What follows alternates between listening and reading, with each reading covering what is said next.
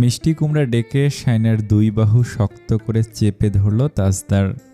একবার এদিকে একবার ওদিকে ঝাঁকিয়ে হেসে হেসে বলল, তুমি একেবারে কদু হয়ে গেছো শাইনা মমতাজ, কদু, হা হা হা। তার চোখে মুখে দুষ্টু ঝিলিক, আর শাইনার মুখে অপ্রস্তুত হাসি, লজ্জা আর রাগ মিলেমিশে গলে গেল মিষ্টি কুমড়ার মাংসের মতো। তাজদার এবার উচ্চস্বরে হেসে উঠল।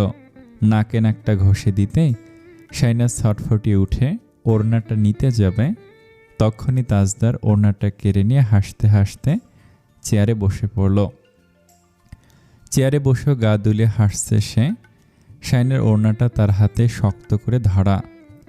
তাকে এভাবে হাসতে দেখে শাইনা ক্ষোভের দৃষ্টিতে তার দিকে তাকিয়ে রইল। তাজদার হাসি থামানোর চেষ্টা করতে করতে বলল, কদু হয়ে ঘুরছে ফিরছে, আবার আমার সামনে ওড়না পরে ঘুরতে হবে তাকে, হা হা। শাইনা এখনও চেয়ে আছে তার দিকে। তাকে দেখে মনে হচ্ছে কোনো অসহায় অবলা প্রাণী। তাজদার হাসি থামাতে আবারও হো হো করে হেসে উঠল শাইনার চেহারার অবস্থা দেখে। তারপর উঠে এসে শাইনার সামনে যাবে, তখনই শাইনা সেখান থেকে সরে গেল। তাজদার তার হাত শক্ত করে ধরে তাকে আয়নার সামনে নিয়ে গেল। পেছন থেকে ওড়নাটা মাথার ওপর তুলে দিল। তারপর নিজেও শাইনার বাম কাঁধের ওপর থুতনি ঠেকিয়ে আয়নার দিকে তাকালো, বলল, তাজদার সিদ্দিকীর বধূ শাইনা মমতাজ, কদু, খেতে ভীষণ মধু, বলে হেসে উঠল আবারও। শাইনা নিজে হাসি চেপে রাখতে পারছে না। এত বজ্জাত লোক জীবনে দেখেনি সে।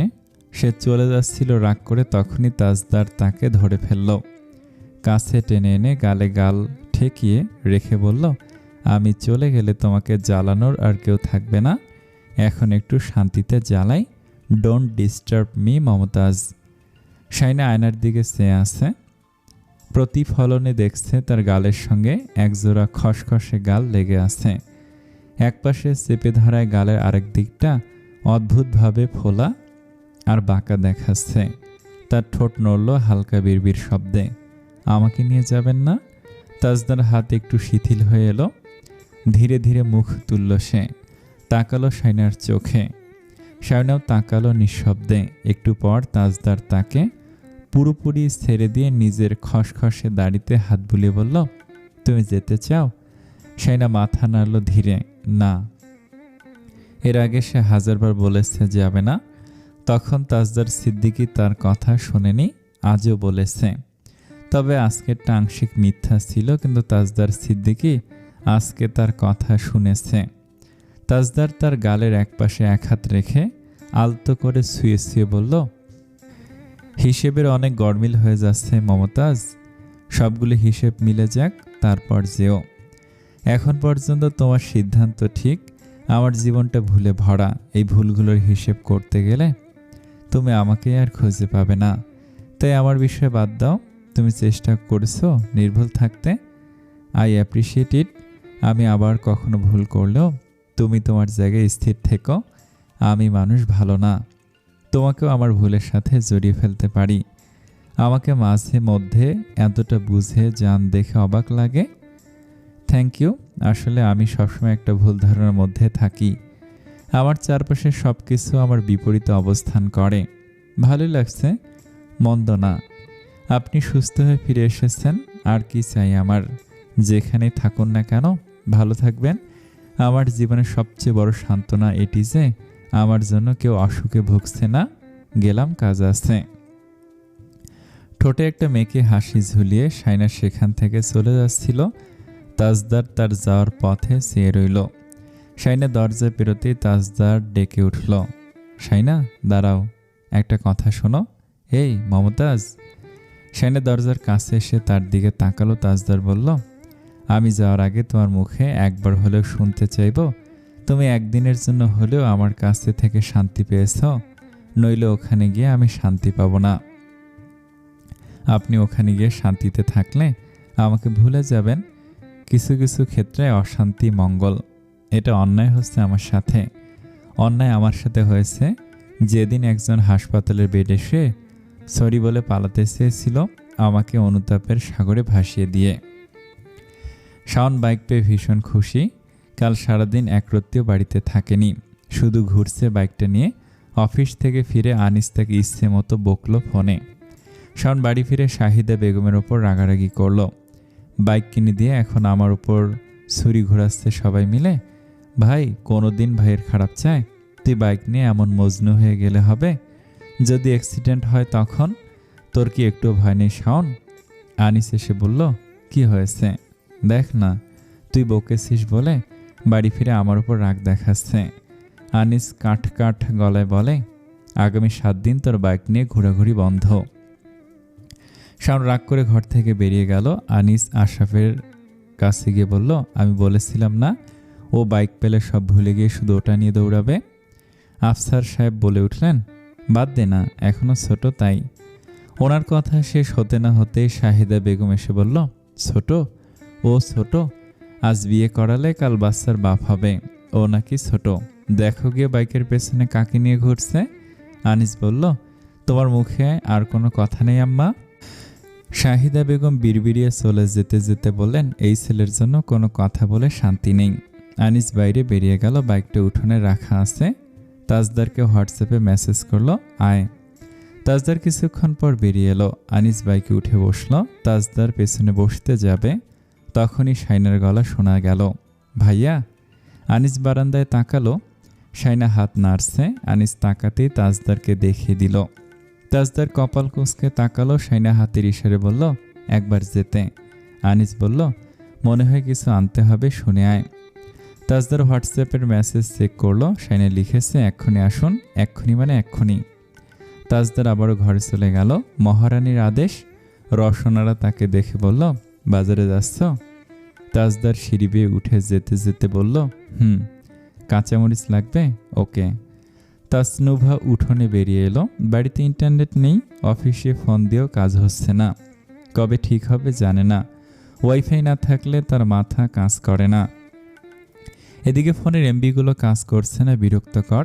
আজ পেজের পোস্টও ক্যাজুয়াল করে রাখেনি সে। টাইম মেনটেন করে পোস্ট না করলে আবার পেজের রিচ কমে যায়। হঠাৎ আনিসকে দেখলো বাইকে ঠেস দিয়ে দাঁড়িয়ে ফোন টিপসে মাথা নুয়ে। তাসনুভা তার দিকে ছুটে গেল, বলল, আনিস ভাই, একটু হটস্পট দেন। আনিস হকসুকে তাকালো, কি হটস্পট? এদিকে চলে আসুন। আনিস সরে আসতে তাসনুভা বাইকে বসে বলল, পাসওয়ার্ড বলেন। আনিস না করতে পারল না, যদিও তার মুখের ওপর না বলার স্বভাব আছে, আর এটা প্রফেশনাল বিহেভিয়ার মধ্যে পড়ে। কিন্তু অনেক সময় এটা করা যায় না, যেমন আজ করা গেল না। অগত্যা তাকে তাসনুভাকে হটস্পট দিতে হলো। তাসনুভা নেট পেয়ে খুশি হয়ে বলল, থ্যাঙ্কস। আপনি প্লিজ বেশি দূর যাবেন না, ডিসকানেক্ট হয়ে যাবে। আনিস কিছু বলল না। তাসনুভা তার পেজে পোস্ট করার শেষে বলল, আপনার ফোনে কত এমবি আছে? আছে 2 জিবির মতো। অনেক আছে, তাহলে কিছু ভিডিও দেখি। আনিস কিছু একটা বিড়বিড়িয়ে বলল, কিন্তু তাসনুভা তা শুনতে পেল না। সে মনের সুখে বাইকের ওপর বসে ভিডিও দেখতে লাগলো। আনিস একটা কাজের কাজ করলো অবশ্য। কিছুক্ষণ পরপর নেট বন্ধ করে দিয়ে আবারও অন করলো। এতে তাসনুভার ভিডিও মাঝপথে আটকে গেল বারবার। শেষমেশ বিরক্ত হয়ে সে বলল, আপনার হটস্পট আপনার মতোই ফালতু আনিস ভাই, ডিসগাস্টিং। বলেই হনহন করে হেঁটে চলে গেল সে। আনিস মনে মনে হাসল। তাজদার ঘরের দরজা ঠেলে ভেতরে ঢুকতেই শাইন একটা বাদামি রঙের শার্ট তার কাঁধে ঝুলিয়ে দিয়ে পাশ কাটিয়ে চলে যেতে যেতে বলল, সাদা শার্টটা পাল্টানো হোক। তাজদার কপাল কুঁচকে ফেলল। কেন পাল্টাবে ভাবতে ভাবতে সে বোতামে হাত দিল। শাইনার যাওয়ার পথ সে হঠাৎই আঙুল থেমে গেল। ঠোঁটের কোণে হাসির রেখা খেয়ে গেল। সে দরজার কাছে গিয়ে উকি দিয়ে বলল, হে মমতাজ। শাইনা থেমে গিয়ে ঘাড় ফিরিয়ে তাকালো, ইয়েস। তাজদার আঙুল দেখে বলল, নখে ব্যথা? শাইনা কপাল কুঁচকে তাকিয়ে আছে। নখে ব্যথা? তো সে কি করবে? পরক্ষণেই তাজদারের কুবুদ্ধির কথা ভেবে সে বোকা বনে গেল। এই লোকটা এত চালাক। তাজদার হাত বাড়িয়ে ডাকলো, কাম কাম। শাইনা বলল, ভাইয়া দাঁড়িয়ে আছে নিচে, তাড়াতাড়ি যান। তুমি সাহায্য না করলে তোমার ভাইকে দাঁড় করিয়ে রাখতে হবে। শাইনা আর না পেরে ঘরে ঢুকলো। বোতাম ছাড়িয়ে দিতে লাগলো বুকের দিকে না তাকিয়ে। সেলাইয়ের দাগগুলো সে একদম সহ্য করতে পারে না। তাজদার বলল, এই শার্টটা পরবো না। কোনটা পরবেন? বোতাম খোলা শেষ হতেই তাজদার শার্ট খুলে ফেলতে ফেলতে কাবার্ডের সামনে গিয়ে দাঁড়ালো। আরও একটা অফ হোয়াইট শার্ট শাইনাকে দেখিয়ে বলল, এটা। শাইনা জোর গলায় বলল, না। তাহলে এটা? এবার একদম ধবধবে সাদা একটা শার্ট, তবে কলার আর হাতার দিকে কিছু কালো বর্ডার আছে। শাইনা স্বাভাবিকভাবে বলল, পরতে পারেন, আমার কোনো সমস্যা নেই। বলে ঘর থেকে বেরিয়ে গেল সে, কিন্তু বাইরে থেকে দরজা বন্ধ করে দিল। তাজদার তার চালাকি বুঝতে পেরে দরজা ধাক্কা দিয়ে ডাকল, এই মমতাজ সুন্নি, দরজা খোলো। এমন মাইর দেব, দরজা খোলো। আরে কি শিয়ানা মহিলা। শাইনা বলল, টাটা। দরজা খোলো মমতাজ, আনিস দাঁড়িয়ে আছে, বলবে বউয়ের সাথে প্রেম করছে। ওকে ফাইন, আমি হোয়াটসঅ্যাপে বলে দিচ্ছি তোর বোন আমার কোলে উঠে বসে আছে। শাইনার সাথে সাথে দরজা খুলে তার বাহু বরাবর কিল বসিয়ে দিয়ে দৌড়ে পালাচ্ছিল। তাজদার তাকে ধরে ফেলল এক হাতে পেঁচিয়ে। হাতটা চলে গেল শাইনার তল পেটে। সাথে সাথে সে উচ্ছ্বসিত কণ্ঠে বলল, ফাইনালি। কিন্তু এটা এখন কদু কম, ফুটবল বেশি মনে হচ্ছে। শাইনার চোখ খিঁচিয়ে বন্ধ করে রেখে বলল, ধুর বাবা, এইসব কি বলবো? শাইনা চিৎকার করে বলল, না। তাজদার হাসতে তার কানে চুমু খেয়ে ছেড়ে দিল। তারপর শাইনার গাল জোরে টেনে দিয়ে বেরিয়ে গেল বাদামি রঙের শার্টটা গায়ে জড়াতে জড়াতে। শাইনা গাল আর কানে হাত রাখলো, এক ফোঁটা শান্তি দেয় না তাকে। তাজদার এসে আনিসের বাইকের পেছনে বসলো। শার্ট পাল্টালি কেন? তোর বোন আমার জন্য সাদা শার্টকে নিষিদ্ধ করে দিয়েছে। আনিস শব্দ করে হাসলো।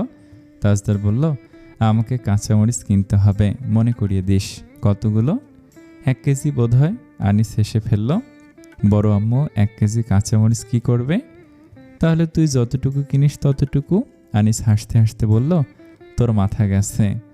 তাজদার বিড়বিড় করে বলল, তোর বোন খেয়েছে।